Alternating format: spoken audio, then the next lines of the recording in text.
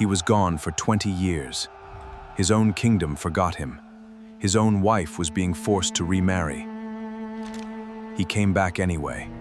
To get home, he had to blind a giant, escape a witch, resist immortality, and fight a god. Every single obstacle. While he fought monsters and gods, she fought alone at home. She is the real hero of this story. One god decided he would never reach home. The god of every ocean on earth. This is what Odysseus survived. Odysseus was not the strongest Greek hero. He was the cleverest. And cleverness kept him alive. Today, Pyrathion tells the complete, true story of Odysseus. Every island, every monster, every choice. At home in Ithaca, his wife Penelope waited. His son Telemachus grew up without a father. 100 suitors had invaded his palace, consuming his wealth and competing to marry his wife. Penelope's trick. She told the suitors she would choose when she finished weaving a funeral shroud. Every night she secretly unraveled what she wove each day, for 3 years, until they discovered her. The Trojan War lasted 10 years. The Greeks could not breach Troy's walls, until Odysseus had an idea. The Trojan horse, Odysseus's greatest deception. A giant wooden horse filled with Greek soldiers. Hidden inside, the Trojans brought it inside their walls, believing it was a gift. It was not. Troy fell that night. The 10-year war ended in a single evening because of one man's plan. But Odysseus made a fatal error in his moment of triumph. He angered Poseidon, god of the ocean. Odysseus boasted that he needed no god's help to win. That arrogance would cost him 10 years. His fleet of 12 ships set sail from Troy toward home. They would never arrive together. Athena, goddess of wisdom, became Odysseus's divine protector and guide throughout his entire journey home. Poseidon versus Athena, two divine forces pulling Odysseus toward doom and toward home simultaneously. The Odyssey of Odysseus. 10 years, 12 islands, one impossible goal: getting home alive. The island of the Cyclopes. Odysseus and his men entered a massive cave seeking food and shelter. Polyphemus, the Cyclops, returned. The one-eyed giant sealed them inside the cave, with a boulder. Odysseus could not overpower the Cyclops. He had to outsmart him instead. He devised a brilliant plan. He told the Cyclops his name was Nobody, then gave him strong wine until he fell asleep.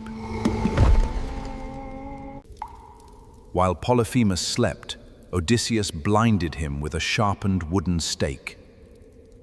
The plan worked perfectly. When Polyphemus screamed and other Cyclopes asked who hurt him, "Nobody! Nobody is hurting me!" they went back to sleep.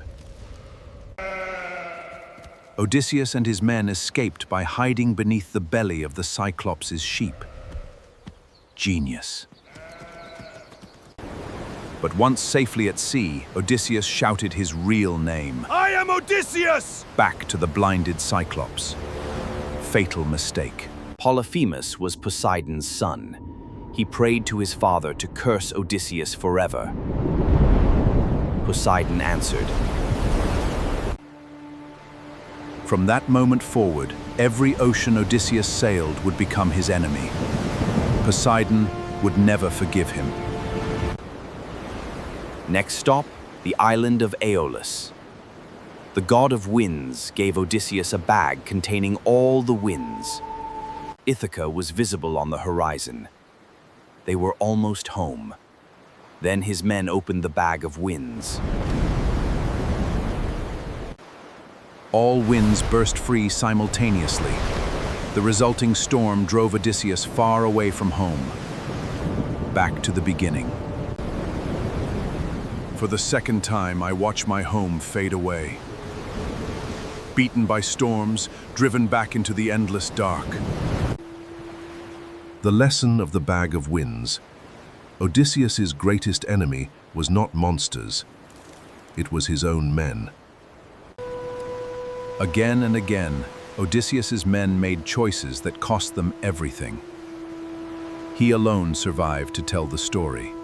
The island of Circe, a powerful sorceress who could transform men into animals with a single touch. She transformed Odysseus's men into pigs. But Odysseus had been given a protective herb by Hermes. Odysseus resisted Circe's magic. She was so impressed by his resistance that she became his ally instead. Circe restored his men and became his guide. She told him he must visit the underworld first. Odysseus descended into the underworld, becoming one of the very few mortals to enter and return.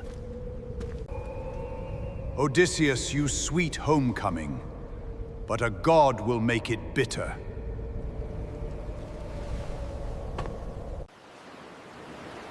Tiresias told him, "You will reach home, but alone. Do not touch the cattle of the sun god."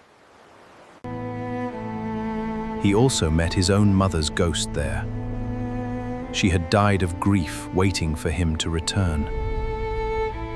He could not hold her. Ghosts cannot be embraced. He wept in the underworld for his mother. Next, the Sirens, half-woman, half-bird creatures. Their singing drove sailors to steer into the rocks. Odysseus wanted to hear their song, the only mortal who ever did and survived. His solution was brilliant. He filled his men's ears with beeswax so they could not hear. He alone listened. Tied to the mast, he heard the most beautiful sound in existence. His ship sailed safely past. The Sirens fell silent. Scylla and Charybdis, a six-headed sea monster on one side, a deadly whirlpool on the other. Odysseus chose Scylla over Charybdis. Losing 6 men was better than losing every man to the whirlpool. The hardest leadership decisions are not between good and evil. They are between bad and worse. The island of Helios. Despite Tiresias's warning, his starving men ate the sacred cattle of the sun god. Zeus punished them immediately. A thunderbolt destroyed their ship. Every man drowned. Odysseus alone survived. Tiresias had told him, "You will reach home, but alone." Every word of the prophecy came true. He drifted to the island of Calypso, a beautiful nymph who fell in love with him and refused to let him go. Calypso offered him immortality if he stayed. He refused. He chose mortality and home over eternal paradise. After 7 years on Ogygia, Athena convinced Zeus to order Calypso to release Odysseus finally. Odysseus built a raft with his own hands and sailed from Ogygia. 20 days at sea, alone. He arrived in Ithaca disguised as a beggar. 20 years gone. His own dogs barely recognized him. His old hunting dog Argos recognized him immediately. The dog wagged his tail, then died peacefully. Odysseus revealed himself to his son Telemachus. They planned together, We must when they least expect it. I will stand by you, father. and so the alliance was formed. Penelope set a contest. Whoever could string Odysseus's great bow and shoot through 12 axe handles could marry her. Not one suitor could even string the bow. The disguised Odysseus stepped forward and strung it effortlessly. He shot through all 12 axe handles perfectly. Then he threw off his disguise. He was home. He reclaimed his palace, his throne, his wife, and his son. 20 years, never gave up. The Odyssey is the oldest road trip story ever told, and it is still the best. Every monster Odysseus faced represented something real. Cyclops, arrogance; Sirens, temptation; Circe, seduction; Calypso. The real lesson of the Odyssey: home is not a place. It is a purpose you never stop fighting for. Homer wrote the Odyssey 2,800 years ago. Every person who has ever felt lost still finds themselves in it. Subscribe to Pyrathian. New myth every Tuesday and Friday.